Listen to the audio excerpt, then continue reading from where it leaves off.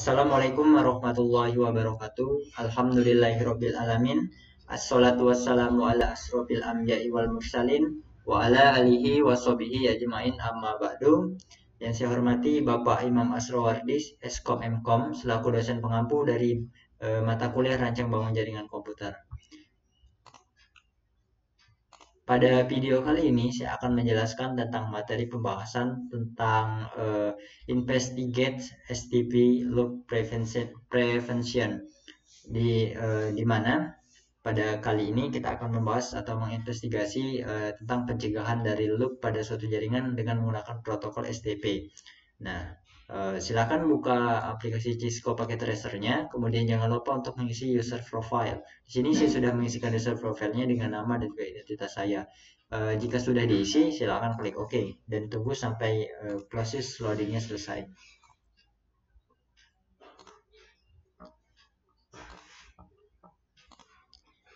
Oke, kita tunggu sampai proses loadingnya selesai. Oke, di sini sudah selesai loadingnya. Oke, untuk mempermudah kita dalam mengkonfigurasi, kita bagi dua saja untuk lembar kerjanya. Oke, di sini kita bagi. Oke, di sini kita bisa melihat di sebelah kanan saya adalah soal di mana investigate STP loop prevention, di mana kita akan melakukan atau mencegah loop pada suatu jaringan dengan menggunakan protokol STP. Oke, di sini kita bisa melihat bahwa sudah terdapat topologi jaringan, terdapat 3 switch dan juga end device, yaitu PC 1 yang terhubung ke switch 1 dan juga PC 2 yang terhubung ke switch 2. Oke, di sini kita akan membahas tentang STP. Apa sih itu STP? STP itu adalah Spanning Tree Protocol, di mana protokol ini berfungsi untuk mencegah terjadinya looping pada proses pengiriman data. Biasanya ini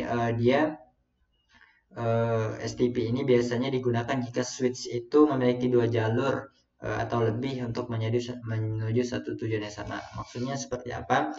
Maksudnya di sini ada PC1 dan switch 1, PC2 dan switch 2.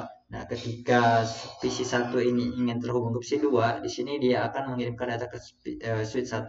Nah, di switch 1 ini memiliki dua jalur. Nah, disinilah peranan dari STP.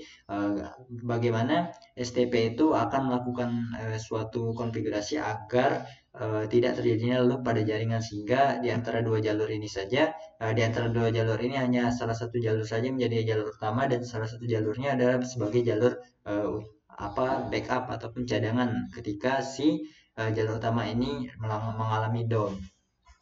Oke, di sini kita akan baca skenario dan juga objek terlebih dahulu. Di sini kita akan menjelaskan tentang operation dari Spanning Tree Protocol. Kemudian kita akan menjelaskan explain bagaimana Spanning Tree Protocol itu mencegah loops dan juga redundancy dalam jaringan.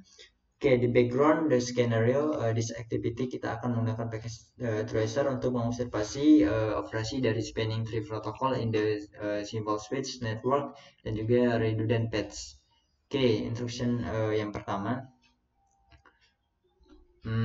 Oke, sini kita akan mengobservasi configure Spanning Tree Protocol. Mana kita akan melakukan step pertama yaitu verifikasi konektivitas. Kita akan melakukan ping dari PC1 ke PC2 untuk melihat untuk memverifikasi konektivitas di antara dua perangkat tersebut. Dan di sini your ping should be successful. Pingnya harus berhasil katanya. Ini kita lihat PC1. Oke, kita masuk ke CMD PC1. Kita lakukan ping ke PC2, di mana ping PC2 itu IP-nya 192.168.1.101. 1.101. Kita ping. Nah, sini sudah terhubung ya, sudah TTL reply from, sudah successful, sudah terhubung. Oke, sini kita akan lanjut ke step 2. Di sini kita akan view spanning tree status of its. Kita akan melihat spanning tree, status spanning tree di masing-masing switch. Gunakan perintah show spanning tree di masing-masing switch untuk melihat dari statusnya. Di sini ada tabel. Nah, kita akan mengisi ataupun melihat konfigurasi dari switchnya, kemudian kita akan mengisinya ke dalam tabel ini. Oke, di sini kita bisa masuk terlebih dahulu ke dalam switch 1 terlebih dahulu. Kita lihat. Oke, di sini kita bisa mengetikkan perintah show spanning tree VLAN 1. Oke. Nah, di sini ada status ya. Kita diminta untuk memilih atau FVD atau BLK dan juga apakah dia root bridge katanya. Nah, di sini FVD itu adalah forward dan BLK adalah block. Nah, apa sih forward dan block? Oke, kita lihat. Forward itu adalah suatu port yang dimana portnya itu bersifat aktif ataupun menyala. Hijau seperti ini ya, bisa berkirim data. Sedangkan untuk block itu kebalikan dari forward, di mana portnya itu tidak aktif atau tidak bisa digunakan untuk mengirim data. Nah, walaupun dia tidak bisa mengirimkan data, bisa jadi dia sebagai jalur cadangan. Ketika si jalur utamanya tidak bisa mengirim data, dia nanti akan bisa berfungsi sebagai forward. Nah, itu akan kita ketemui nanti di video ini. Sebelumnya kita bisa perhatikan lagi. Di sini ada pertanyaan tentang root bridge. Oke, apa sih itu root bridge? Jadi root bridge itu adalah switch yang dimana semua portnya itu aktif. Sedangkan untuk lawan dari root bridge adalah non root bridge. Nah, dalam suatu spanning tree protokol, dalam jaringan spanning tree protokol itu hanya ada satu switch yang berperan sebagai root bridge. Oke. Syaratnya tadi untuk menjadi root bridge adalah aktif ya, dan semua portnya aktif dan hanya ada satu dalam jaringan. Nah, di antara 3 switch ini nanti akan ada satu switch yang kita temukan sebagai root bridge. Oke, kita isi terlebih dahulu untuk switch pertama. Oke, di sini ada port 1, port gigabit 01. Nah, kita memperhatikan di sini fokus saja ke gigabit ya portnya. Di sini dengan role-nya root, kemudian untuk statusnya forward. Kemudian di gigabit 011 itu designated port atau di sini statusnya juga forward. Oke. Statusnya untuk gigabit /1 dan /2 itu forward. Oke, di sini ada perbedaan nih antara root dan juga designated. Oke, designated itu ada kita bahas yang root terlebih dahulu ya. Root itu adalah port switch yang terhubung ke root bridge. Nah, dengan kata kunci bahwa root ini adalah port dari switch yang terhubung ke switch bridge. Nah, berarti bisa kita lihat nih switch gigabit switch 1 yang gigabit 0/2 yang berstatus root ini, yang ini ya, berarti mengarah ke switch 2. Nah, berarti secara tidak langsung di sini kita sudah bisa menebak bahwa root bridge dari jaringan ini adalah switch 2. Nanti kita akan buktikan ketika kita mengecek dari switch 2. Nah, di sini ada keterangan DSG atau kepanjangan dari designated port. Jadi port ini bisa kita gunakan untuk mengirimkan data atau dia aktif ya. Di sini keterangannya hijau ya, atau aktif, bisa digunakan untuk mengirimkan data. Oke, kita lanjutkan. Oke, kita isi ya di sini bahwa switch untuk switch 1 gigabit port gigabit 01 dan 2-nya itu bersifat FVD atau forward, bisa digunakan untuk mengirimkan data. Dan apakah dia root bridge? Tidak. Untuk switch 1 gigabit 01 dan 2-nya itu bukan atau tidak sebagai root bridge. Oke, kita lanjut ya ke switch 2. Oke, di switch 2 kita bisa gunakan juga perintah seperti tadi, enable terlebih dahulu. Kemudian kita show spanning VLAN 1. Oke, nih kita bisa lihat nih untuk gigabit 0/1 dan juga 2. Nah, di sini bahwa untuk status dari gigabit 0/1/2 pada switch 2 ini bersifat FWD ataupun forward. Oke, kita lihat ya bahwa forward tadi dia bersifat aktif dan bisa mengirimkan data. Oke, di sini kita bisa lihat aktif dan bisa mengirimkan data. Oke, jangan lihat yang ke arah PC, tapi kita lihat yang masing-masing ke switch, yaitu gigabitnya 0/1, 0/2. Ini bersifat aktif. Dan juga role-nya itu sebagai designated port, jadi portnya ini bisa digunakan untuk berkirimkan data.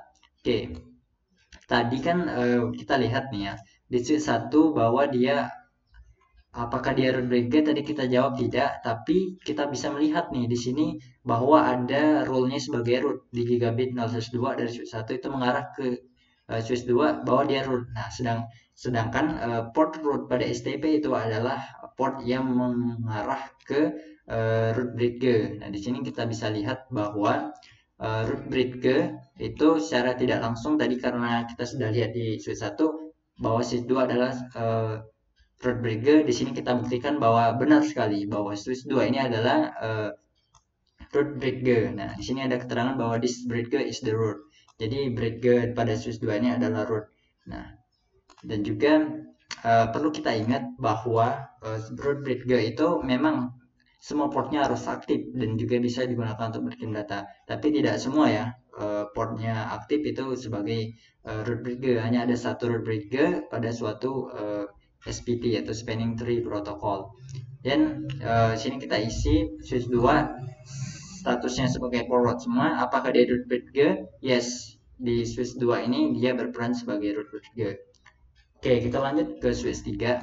Sini kita bisa ketikkan perintah seperti ini, so spanning VLAN satu lagi. Oke, di sini kita bisa lihat gigabit 01 itu bersifat root dan juga forward. Oke, root tadi pengertiannya apa? Pengertiannya bahwa port tersebut mengarah ke root bridge. Oke, di sini bisa kita lihat bahwa 01 itu mengarah ke 012 dan sifatnya root. Ya, benar sekali ya, karena di switch 2 ini root bridge, jadi dia berperan sebagai root role-nya ketika di switch 3 di interface gigabit 01. Nah, kita bisa lihat nih bahwa di gigabit 02 itu statusnya block, oke. Dan juga role-nya ALTN itu alternatif. Apa sih maksudnya?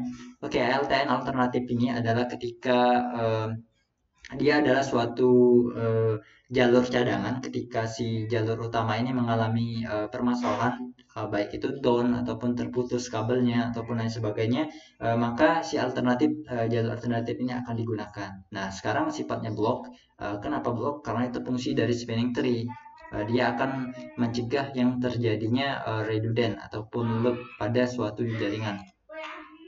Oke, di sini kita bisa jawab ya untuk gigabit 01 dan juga gigabit 01 pada switch 3. Gigabit 01-nya bersifat FVD forward dan juga apakah dia root bridge? No.